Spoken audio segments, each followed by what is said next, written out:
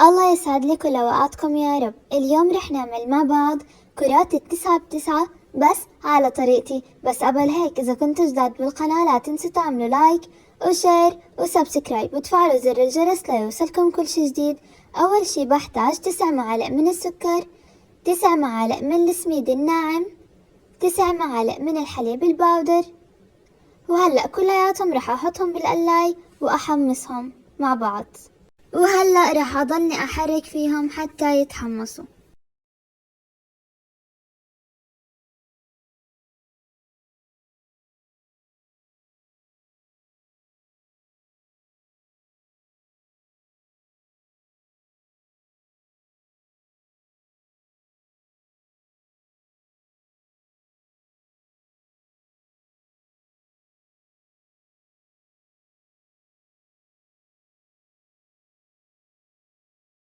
هلأ هون بعد ما تغير لونهم وتحمصوا كلياتهم مع بعض، بس لازم تضلكم تقلبوا فيهم حتى ما ينحرقوا من تحت.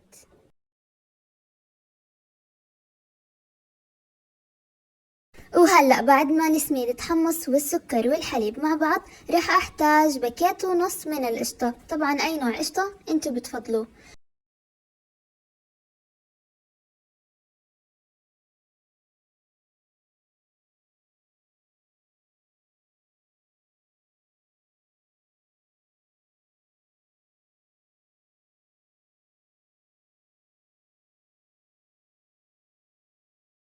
هلأ بعد ما تحمصوا رح أحطهم بالبول بهاي الطريقة.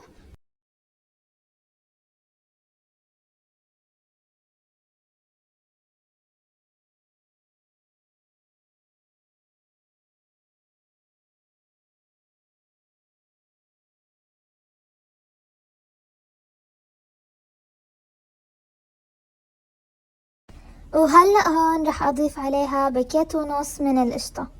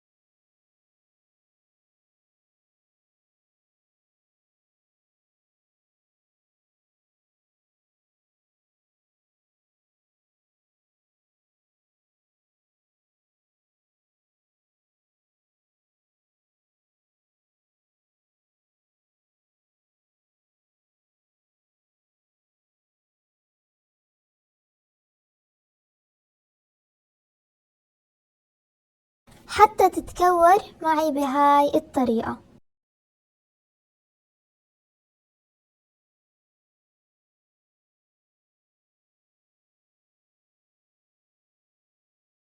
هلأ هون رح أبدأ أكورهم مثل هيك.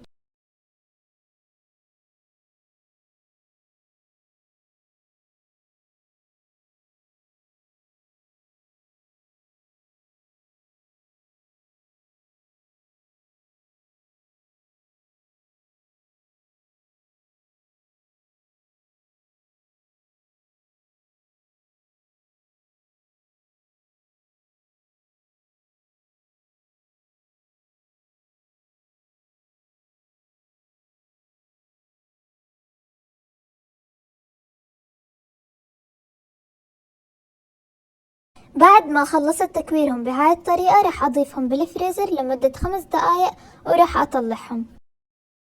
هلأ بعد ما طلعتهم من الفريزر طبعا فيكم تخلوهم مثل ما هم هيك وتقدموهم، وفيكم تغلفوهم بالشوكولاتة، طبعا أطيب بالشوكولاتة.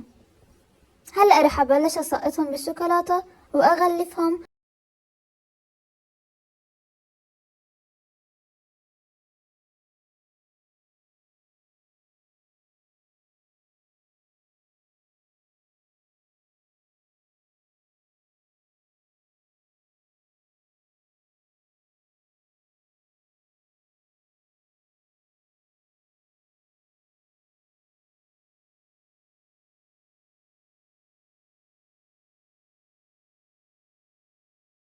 وهلأ رح أزينهم بالبسكوت المطحون. طبعا فيكم تستخدموا أي نوع مكسرات متوفرة عندكم.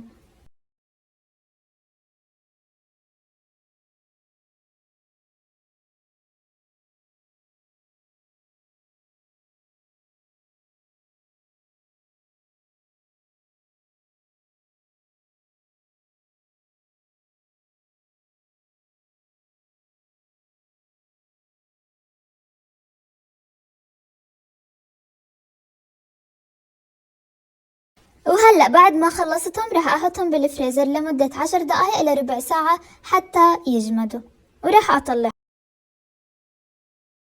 وفيكم طبعا تقدموهم مثل ما هم هيك بدون إضافة الشوكولاتة، بتغطسوهم باللوتس والبسكوت المطحون.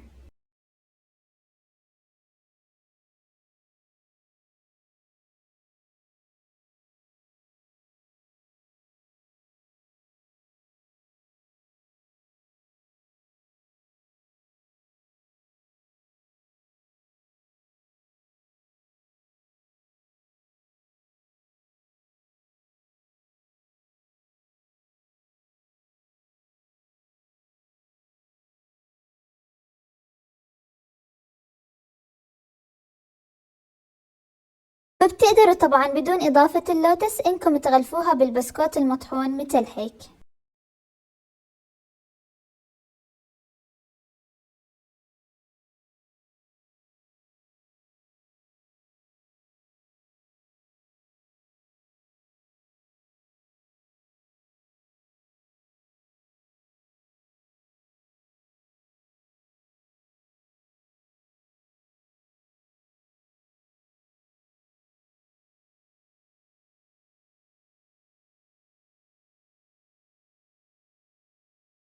وهلأ هون بعد ما طلعتها من الفريزر،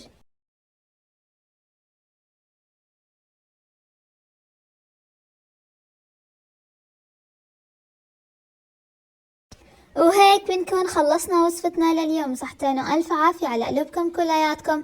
فضلا وليس أمرا، إذا كنتوا جداد بالقناة لا تنسوا تعملوا لايك وشير وسبسكرايب وتفعلوا زر الجرس ليوصلكم كل شي جديد. استنوني بالفيديوهات القادمة إن شاء الله. مع السلامة.